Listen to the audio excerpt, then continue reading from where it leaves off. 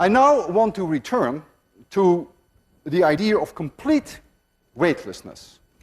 And I want to remind you a few lectures ago how I was swinging you at the end of a string in the vertical. I was swinging you like this. And I was swinging a bucket of water like this.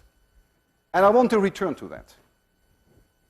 I want to look at you when you are at the bottom of your circle and when you are at the very top of that circle. You go around a circle which has radius r.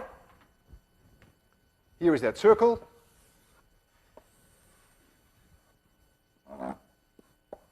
There's a string here, you're here, and there's a string here, and at some point in time you're there, and you're going around. Let's assume that you're going around with an angular velocity omega, and for simplicity we keep omega constant. But that's really not that important. Okay, this is point P, and this is point S. Let's first look at the situation at point P. You have a mass, and so gravity acts upon you, mg. There is tension in the string, T.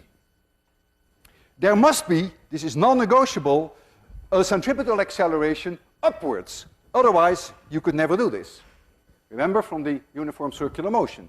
So there must be here a centripetal acceleration which is omega squared r, or if you prefer, v squared divided by r, if v is the speed, tangential speed at that point. It must be there. Let's look here.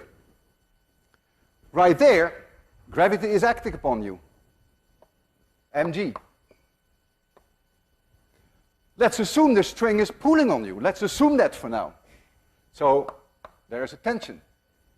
String is pulling on you.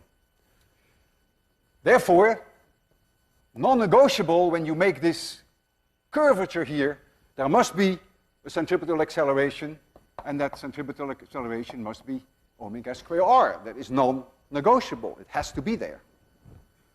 Let's now evaluate first the situation at P. And I will call this plus, and I'll call this minus.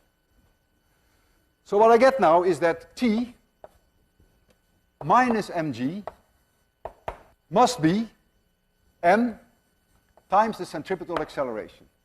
So T must be m times the centripetal acceleration plus g. Hey, that looks very familiar. It looks like someone is being accelerated in an elevator. Almost the same equation.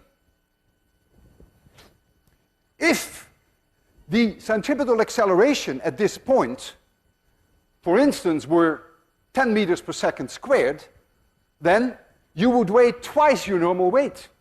The tension here would be twice mg. If this were 5 meters per second squared, then you would be 1.5 times your weight. Let's now look at the situation at S. At point S, I'm going to call this plus and that minus. I'm going to find that T plus mg must be m times the centripetal acceleration, Newton's second law.